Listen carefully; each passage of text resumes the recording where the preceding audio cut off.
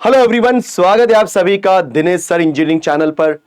तो स्टूडेंट्स, आज हम डिस्कस करने वाले हैं एक ऐसी यूनिवर्सिटी का सिलेबस जो पूरे महाराष्ट्र में one of the best university मानी जाती है। जी हाँ मेरे प्यारे बच्चों, इंजीनियरिंग का जो सेमेस्टर 1 का सिलेबस है मैं उसकी बात करने वाला हूं। उसके अंदर भी एक स्पेसिफिक सब्जेक्ट जो बहुत ज्यादा इंपॉर्टेंट हो जाता है। राइट, मैं बात कर रहा हूं यस बच्चों, इंजीनियरिंग मैथमेटिक्स 1 की। मतलब सेमेस्टर 1 के अंदर जो हमारा इंजीनियरिंग मैथमेटिक्स होता है उसके में क्या क्या सिलेबस है, क्या चीजें पढ़नी है, वो सारी चीजें हम बात करने वाले हैं।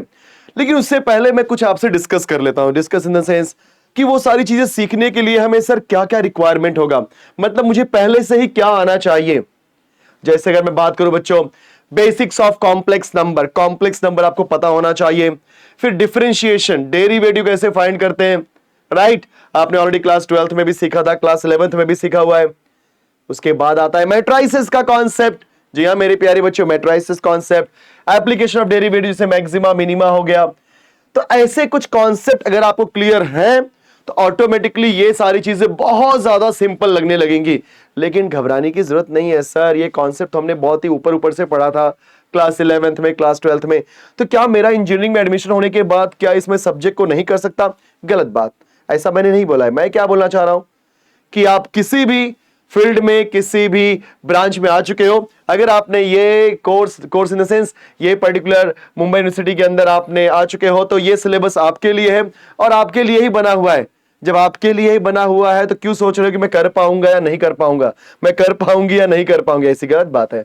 आप सभी लोग कर सकते हो, बस अंदर क्या होना चाहिए, एक जज्बा होना चाहिए, खत्म करने की बोलते चाह होनी चाहिए। जब आप खुद से रेस लगाते हो, राइट, जब आप खुद से रेस लगाओगे ना ऑटोमेटिकली जीतोगे। क्योंकि इंसान जब खुद से रेस लगाता है ना तो वो बहुत आगे जाता है। दूसरों से रेस लगाओगे तो कुछ लोगों से ही जीत पाओगे। इंसान को खुद से जीना होता है बच्चों, ठीक है।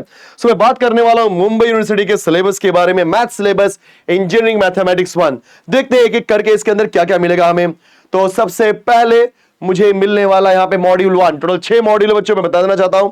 6 मॉड्यूल मतलब 6 चैप्टर बात कर सकते हो। जैसे क्लास 12th में आपने पूरा 15 चैप्टर पढ़ा हुआ था, राइट, और उसका एग्जामिनेशन आपने सबसे लास्ट में दिया था ईयर एंड में। बट यहां पे ऐसा नहीं होता मेरे प्यारे बच्चों। इंजीनियरिंग या ग्रेजुएशन एक ऐसा कोर्स होता है जिसके अंदर आपको आपका जो सिलेबस होता है वो 6 महीने के अंदर कंप्लीट करके उसका एग्जाम देना होता है। अच्छा, 6 महीने तो कहने के लिए होता है, मतलब लोग बोलते हैं 6 मंथ का पूरा सेमेस्टर होता है, बट नहीं, 4 to 5 मंथ्स का, max to max 4 to 5 months का। इसमें आपका एग्जाम से लेकर के सिलेबस एवरीथिंग सब कंप्लीट हो जाता है, राइट। इसलिए बहुत फास्ट फास्ट खत्म होता है चीजें, राइट। तो मैं बात कर रहा हूं यहां पे मॉड्यूल 1, क्योंकि मुंबई यूनिवर्सिटी के अंदर कितने मॉड्यूल बच्चों? 6 मॉड्यूल। कौन सा मैथ से? आपका इंजीनियरिंग मैथमेटिक्स 1।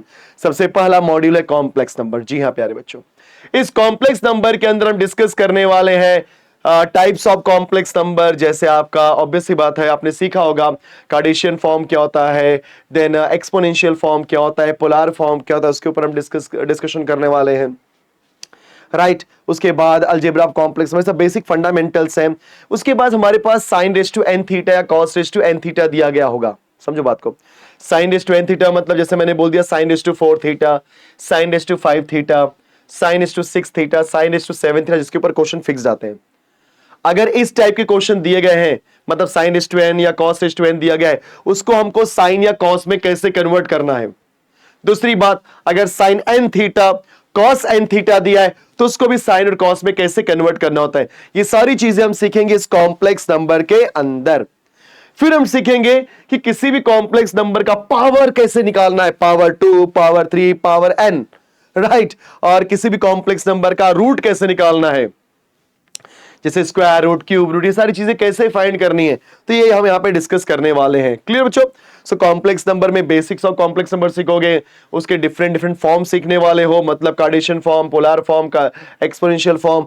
उसके बाद आपका साइन रेज़ टू n या cos raise to n theta दिया गया, उसको कन्वर्ट करोगे साइन या कॉस में। उसके बाद आपको आएगा sine n theta cos n theta, उसको भी कन्वर्ट करोगे साइन कॉस में। And the last but not the least is power and the roots of the complex number, right. ये पूरा क्या है बच्चा, हमारा कॉम्प्लेक्स नंबर का कंटेंट है। इतना पढ़ा, यहां से आपको एक दो क्वेश्चन आपके एग्जामिनेशन में जरूर मिलने वाले हैं। चलो बात करते हैं मॉड्यूल 2 की। सो ये रहा हमारा मॉड्यूल 2, जिसको हम बोलते हैं hyperbolic functions and logarithm of complex number, right students. Hyperbolic function and logarithm of complex number, जिनको भी कॉम्प्लेक्स नंबर समझ में आ गया, लिटरली बोल रहा हूं मैं आपको, वहां पर आप हाइपरबोलिक फंक्शन सीख सकते हो। जैसे आप अभी तक क्या सीखे थे, साइन, कॉस, टेन, कॉट, सेक, कॉसेक। अब यहां पे आप सुनोगे साइन एच एक्स, एच यहां पे क्या इंडिकेट करता है बच्चों, hyperbolic sine. Cos h x, hyperbolic cos. Tan h x, hyperbolic tan. समझ गए। अब बोलोगे सर ये क्या, हम तो कभी पढ़े ही नहीं है। तो घबराने की कोई जरूरत नहीं, आप नहीं पढ़े हो तो हम तो है ना आपके लिए, राइट। तो हाइपरबोलिक फंक्शन सीखोगे। इसके अंदर हाइपरबोलिक फंक्शन क्या होता है, इनवर्स हाइपरबोलिक फंक्शन क्या होता है, कैसे हम हाइपरबोलिक फंक्शन के अंदर रियल पार्ट इमेजिनरी पार्ट को सेपरेट कैसे करते हैं, अलग अलग कैसे किया जाता है, वो सारी बातें हम यहाँ पे सीखने वाले हैं। उसके अलावा किसी भी कॉम्प्लेक्स नंबर का लॉग कैसे निकालना है, बच्चों ध्यान देना। इसके पहले कॉम्प्लेक्स नंबर में से एक दो क्वेश्चन मिल जाएगा, उसी तरीके से आपको hyperbolic plus log of the complex number से क्वेश्चन जरूर मिलेंगे, राइट। और कैसे टाइप के क्वेश्चन मिलेंगे वो सब आपको मैं बताऊंगा। तो ये था आपका यूनिट नंबर 2। ज्यादा मतलब हल्का सा, थोड़ा सा आपको लगेगा डिफिकल्ट, बट घबराने की जरा भी जरूरत नहीं है। जब हम आपको इसके लेक्चर्स प्रोवाइड करेंगे तो आप खुद ही बोलोगे यार one of the best lectures and कितना सिंपल तरीके से बातें हुई हैं, राइट। चलो इसी तरीके से हम बढ़ते हैं अपने मॉड्यूल नंबर 3 की, जो है आपका पार्शियल डिफरेंशिएशन। यस मेरे प्यारे बच्चों, पार्शियल डिफरेंशिएशन की अगर मैं बात करूं, आपने डेरिवेटिव सीखा हुआ है ना। यस, आप y का निकालते थे डेरिवेटिव x के रिस्पेक्ट में, आप y का निकालते थे डेरिवेटिव बच्चों x के रिस्पेक्ट में। जब आप y का निकालते थे x के रिस्पेक्ट में, तो मतलब एक ही डिपेंडेंट वेरिएबल है, एक ही इंडिपेंडेंट वेरिएबल है। सोचो अगर आपके पास मल्टीपल इंडिपेंडेंट वेरिएबल हो जाए, मतलब मान लो मेरे पास एक z करके फंक्शन है, उसके अंदर x y दो वेरिएबल है, मतलब z का डेरिवेटिव x के रिस्पेक्ट में भी निकालो, z का डेरिवेटिव y के रिस्पेक्ट में भी निकालो। दैट मींस आपका z x की वजह से भी चेंज हो रहा है, y की वजह से भी चेंज हो रहा है। जब यहां पे मल्टीपल वेरिएबल्स का मिक्सचर होता है तो क्या मिलता है आपका, पार्शियल डिफरेंशिएशन।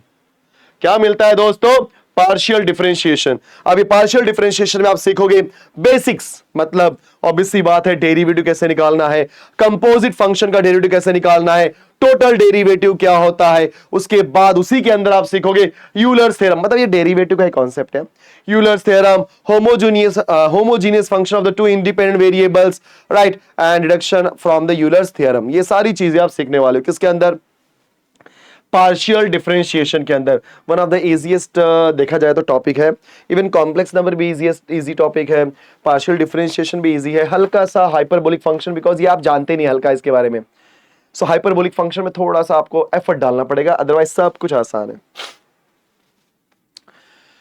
सो अगली बारी है, अरे भाई पार्शियल डिफरेंशिएशन सीख लिया तो application of partial differentiation plus, बचपन में आपने क्लास 12th में सीखा था nth order derivative, which is also known as successive differentiation, right बच्चों। हम बात कर रहे हैं मॉड्यूल नंबर 4, जिसमें आप दो चीजें सीखने वाले हो। First one is application of partial differentiation and the second one is your successive differentiation, which is also known as nth order derivative. किसी भी फंक्शन का n टाइम्स निकालना है डेरिवेटिव, तो कैसे निकालेंगे। 2 बार निकाला तो आप क्या बोलते हो, सेकेंड ऑर्डर डेरिवेटिव। 3 बार निकाला तो थर्ड ऑर्डर डेरिवेटिव। 4 बार निकाला तो फोर्थ ऑर्डर। n टाइम्स निकाला तो क्या हो जाएगा sir, it is nth order derivative, right. तो जिसके अंदर आप डिस्कस करोगे maxima minima of the function of two independent variables, बाद में सक्सेसिव डिफरेंशिएशन सीखोगे, लिबनिट्ज थ्योरम सीखोगे, राइट। ये सारी चीजें आप सीखने वाले हो, मतलब इसमें अलग अलग टाइप के क्वेश्चंस होंगे। कई लोग बोलेंगे सर टॉपिक तो एक ही दो है, कितना सिंपल। हाँ सिंपल है, मैं बोल रहा हूँ सिंपल है, बस थोड़े से टाइप्स रहेंगे, टाइप्स में आपको एक्सप्लेन करूंगा। Now let's move to the module number 5 which is matrices. Sir ये तो अपना टॉपिक है, एकदम सिंपल टॉपिक, ऐसा आप तुम लोग बोलोगे। यस, मैट्रिसेस बच्चों बहुत सिंपल होता है, मैं पहले ही बोल रहा हूं। देखो बचपन में आपने क्लास 12th में ये ट्रांसफॉर्मेशन ऑफ द मैट्रिक्स सीखा था। यस याद है, रो ट्रांसफॉर्मेशन, एडजॉइंट की बात नहीं कर रहा मैं, रो ट्रांसफॉर्मेशन, कॉलम ट्रांसफॉर्मेशन, मतलब जिनको भी रो या कॉलम आता है ना, उनको ये पूरा टॉपिक बहुत सिंपल लगेगा। बट उस रो ट्रांसफॉर्मेशन या कॉलम ट्रांसफॉर्मेशन में पहुंचने से पहले पहले हम थोड़ा सा टाइप्स ऑफ मैट्रिसेस सीखेंगे, जैसे यूनिटरी मैट्रिक्स क्या होता है, हर्मिशियन मैट्रिक्स क्या होता है, देन आपका ऑर्थोगोनल मैट्रिक्स क्या होता है, उसके ऊपर क्वेश्चंस हमको मिलेंगे। फिर रो इक्लॉन फॉर्म, रो इक्लॉन फॉर्म का यूज करके किसी भी मैट्रिक्स का रैंक कैसे फाइंड करते हैं वो सीखेंगे। फिर पीएक्यू, बच्चों ये भी एक अच्छा क्वेश्चन है, इसके ऊपर एग्जाम में क्वेश्चन आता है, पीएक्यू, पीएक्यू फॉर्म, राइट। तो पीएक्यू फॉर्म क्या होता है उसके ऊपर बात करेंगे। उसके बाद कुछ हम इक्वेशंस लेंगे, मतलब system of homogeneous and non linear, homogeneous and non homogeneous equations and their consistency and their solutions also. तो हमारे पास कुछ इक्वेशंस दिए होंगे, उनको हम कैसे सिंप्लीफाई करेंगे, कैसे सॉल्व करेंगे, वो हम इस 5.2 में सीखेंगे। बट 5.1 में matrices, rank of the matrices, मतलब सिंपल है, one of the easiest chapter बोल रहा हूं ना, बहुत सिंपल चैप्टर है, राइट। चलो, तो ये हो गया हमारा मैट्रिसेस। बट अब इसके बाद जो आता है वो थोड़ा सा आसान भी है, प्लस अगर आपका एग्जामिनेशन पैटर्न आपको पता है, मुझे पता है कि आपको नहीं पता, तो टेंशन मत लो, मैं आपको एग्जामिनेशन पैटर्न भी सिखाऊंगा कि मैथ्स का जो एग्जामिनेशन पैटर्न होता है, कितना मार्क्स थ्योरी में आता है, कितना आपका इंटरनल असेसमेंट टेस्ट में आता है, कितना आपका टर्म वर्क होता है, टर्म वर्क में क्या सिलेबस पूछेगा, इंटरनल असेसमेंट टेस्ट में कितने इंटरनल असेसमेंट टेस्ट होते हैं, हर एक आईआईटी के अंदर कितने सिलेबस आने वाले हैं, उसके बाद जो आपका पेपर पैटर्न है, पेपर पैटर्न पे डिस्कस में करने वाला, एवरीथिंग सब कुछ डिस्कस करूंगा आपसे। बट अभी तो हम सिलेबस के बारे में बात कर रहे हैं।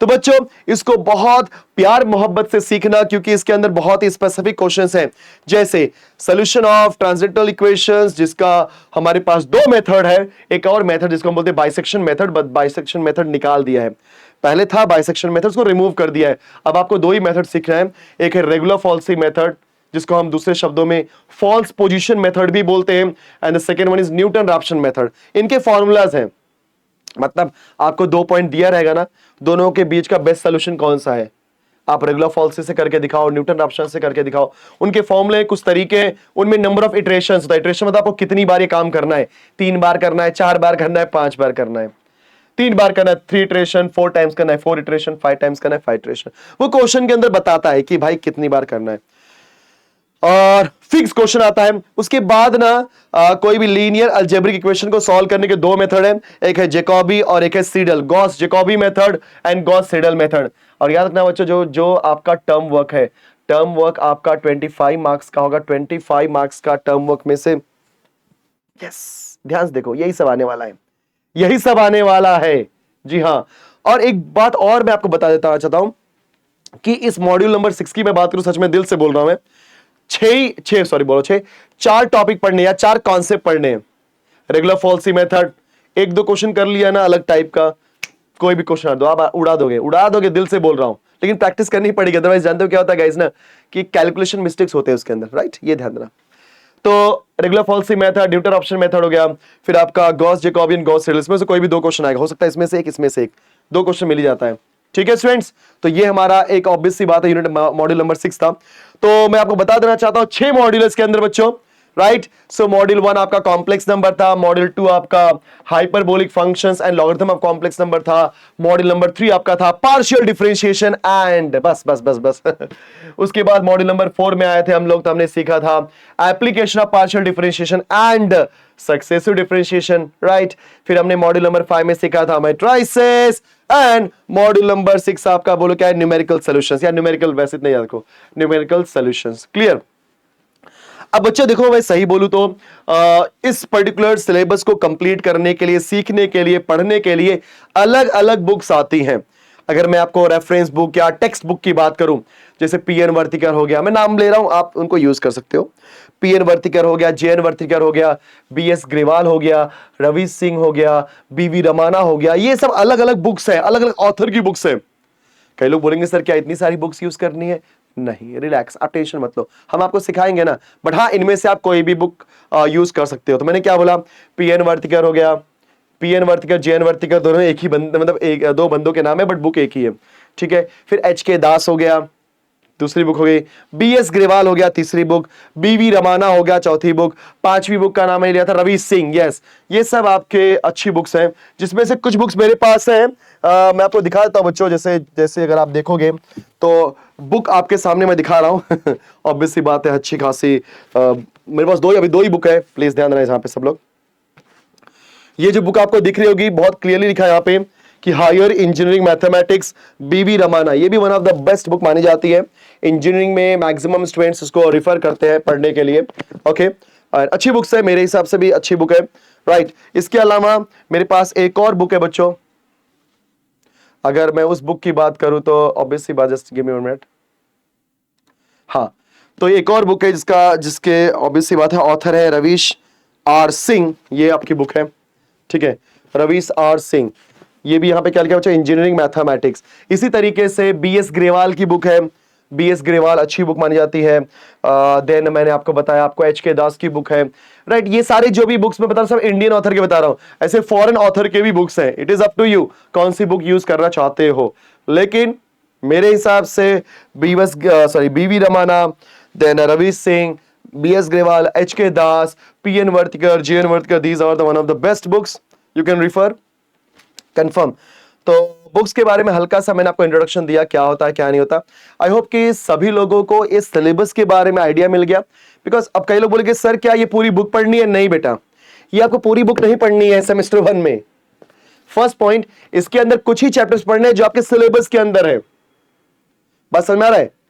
लेकिन आप maths same 1, same 2, same 3, same 4 चारों सेमेस्टर में पढ़ोगे तो आपको चारों सेमेस्टर के टॉपिक्स इसके अंदर मिलेंगे। ये बुक्स के अंदर हो सकता है एक आध दो चैप्टर ना मिले, बट मैक्सिमम चैप्टर्स आपको इन बुक्स में मिल जाते हैं। So it is a combination of all 4 semesters. It is not like कि हमको एक सेमेस्टर के अंदर पूरी मोटी बुक पढ़नी है। नो बच्चों, समझा बात। हो सकता है 4 सेमेस्टर के सारे कंटेंट मिला के सब कुछ मिले, कुछ चैप्टर ऐसे हैं जो इसके अंदर है बट आपके सिलेबस में नहीं है। ऐसा भी होता है बिकॉज मैथमेटिक्स का जो स्कोप है बहुत बड़ा होता है स्टूडेंट्स, ठीक है। सो ज्यादा मैं समय बर्बाद नहीं करूंगा। आई होप कि सभी लोगों को इस मुंबई यूनिवर्सिटी के सिलेबस के बारे में अभी कोई डाउट नहीं होगा। प्लीज इस सिलेबस को अच्छे से आप समझ लो, इसका स्क्रीनशॉट भी ले सकते हो तो कोई दिक्कत नहीं है। एंड बुक्स आपको परचेस करने की जरूरत नहीं है बिकॉज एक एक बुक 1000-2000 की आती है। हम आपको बहुत ही बेहतरीन तरीके से इन बुक्स का यूज करके जो आपके एग्जामिनेशन में क्वेश्चंस आए हैं वैसे टाइप के क्वेश्चंस को कवर करेंगे एंड उसको सिंपल से लेकर के एडवांस लेवल तक सब कुछ बताने वाले, ठीक है स्टूडेंट्स। चलो आज के लेक्चर में इतना ही करते हैं, आज के सेशन में इतना ही करते हैं। आई होप कि सभी को इस सेशन में मजा आया होगा। एंड जाने से पहले फटाफट चैनल को सब्सक्राइब कर दो guys and notification bell icon को ऑन कर दो सो दैट कि जब कभी भी कुछ भी नया वीडियो जाए तो सबसे पहले आपको उसका नोटिफिकेशन मिले, राइट। एंड जरा भी बैकलॉग ना हो, ऑन द स्पॉट पढ़ के उसे खत्म करो। So thank you so much everyone, मिलते हैं नेक्स्ट सेशन में। Bye bye students.